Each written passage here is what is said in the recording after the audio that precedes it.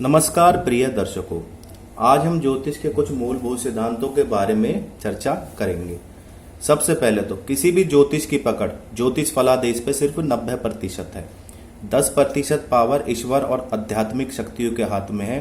तो मनुष्य अपने ग्रहों को अपने अनुसार अनुकूल कर सकता है और जीवन में सफलता पा सकता है। प्राचीन काल से एक कथा इस बात से जुड़ी हुई है कि एक ज्योतिष के फलादेश कितना है। महर्षि वशिष्ठ ने भगवान राम के राज तिलक का मुहूर्त निकाला और राज तिलक नहीं हुआ। वह राज तिलक 14 वर्ष बाद हुआ। तो उन्होंने इस बात का प्रश्न ब्रह्मा जी से करा कि मेरा जो ज्योतिष है प्रकांड है और पूरे ब्रह्मांड में फेमस है, फिर भी जो राम जी का राज तिलक नहीं हुआ। तो इस पर यह बात कही गई थी स्वयं ब्रह्मा जी के मुख से, जैसे विद्वानों द्वारा बताया गया है कि किसी भी ज्योतिष की सिर्फ 90% ही पकड़ होती है। उसी के अनुसार आप लोग आगे बढ़ सकते हैं। तो ये तो हो गई ज्योतिष के मूलभूत सिद्धांत की एक बात। आज हम बात करेंगे कुंडली में मूल त्रिकोण ग्रहों के बारे में और आपके इष्ट के बारे में कि किस वार को आपका जन्म हुआ है और आपका इष्ट कौन होना चाहिए। सबसे पहले वार के अनुसार तो इष्ट हमें पता चल जाएगा, ग्रहों के अनुसार भी पता लगाना पड़ेगा, क्योंकि राहु केतु की संख्या अनुसार सोमवार से इतवार तक वारों का नहीं पता चलता कि उनका काल समय कौन सा होता है। तो इसी कारण आज मैं आपको पहले तो इसके बारे में बताऊंगा और दूसरा त्रिकोण भावों के बारे में, दूसरा, पहला और 12वां। जिस व्यक्ति की राशि में सूर्य ग्रह प्रबल है, सूर्य अच्छी स्थिति में बैठा है, तो ऐसे व्यक्ति को प्रतिदिन आदित्य हृदय स्तोत्र का पाठ करना चाहिए। भगवान नारायण की पूजा कर सकता है तो उसके कार्य सारे सिद्ध होंगे। चंद्र से संबंधित शिव की, मंगल से हनुमान, बुध से दुर्गा माँ की, बृहस्पति से विष्णु यानी गुरुवार, शुक्र से माता लक्ष्मी, शनिवार से शिव, भैरव या स्वयं शनिदेव या फिर हनुमान जी। तो ये है वारों अनुसार पूजा। और जिसके में राहु प्रबल हो उसे माता सरस्वती की, और जिसके में केतु प्रबल हो उसे स्वयं गणेश जी की पूजा करनी चाहिए। अब बात करते हैं त्रिकोण भावों की। धन का भाव, शारीरिक भाव, व्यय का भाव। अगर हम इन 3 भावों को कंट्रोल कर ले तो जीवन में मनुष्य सभी प्रकार की सफलताएं पा सकता है। सबसे पहले तो इन तीनों भावों में देखिए कि कौन सा ग्रह है और वह अपनी राशि में है या नहीं। और अगर ये तीनों भाव खाली हैं तो इनमें ये देख लीजिए आप कौन सी राशि है। राशि अनुसार आप पता लगाइए कि उस राशि का स्वामी ग्रह कौन सा है। तो उस स्वामी राशि का जो स्वामी ग्रह है उसके अनुसार उसी इष्ट की अगर आप पूजा करेंगे तो आपकी कुंडली में सफलता मिलेगी।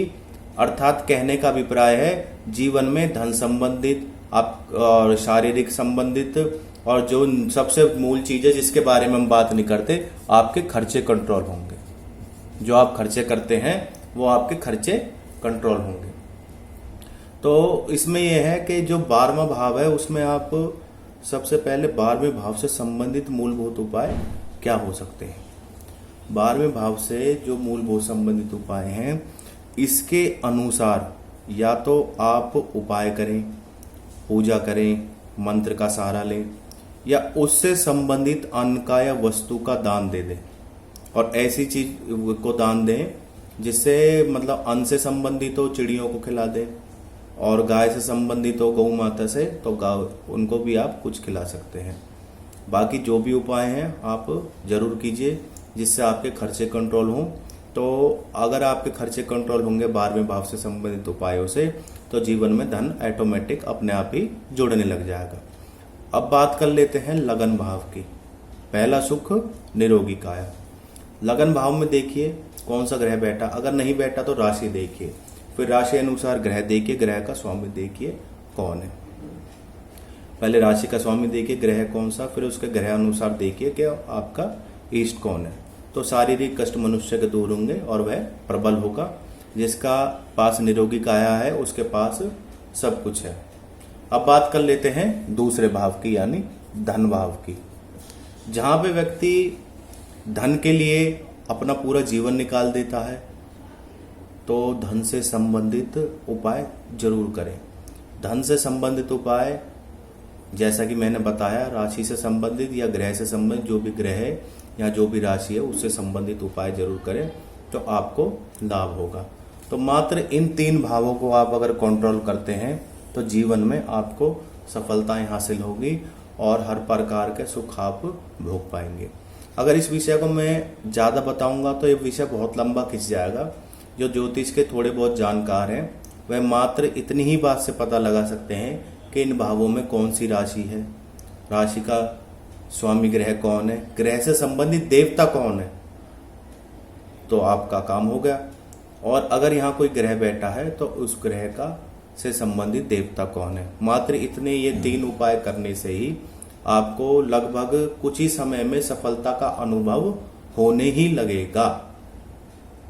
तो ये मैंने बताए हैं आपको उपाय। अब लोगों को एक कंफ्यूजन और रहती है कि हम किस किस देवता की पूजा करें।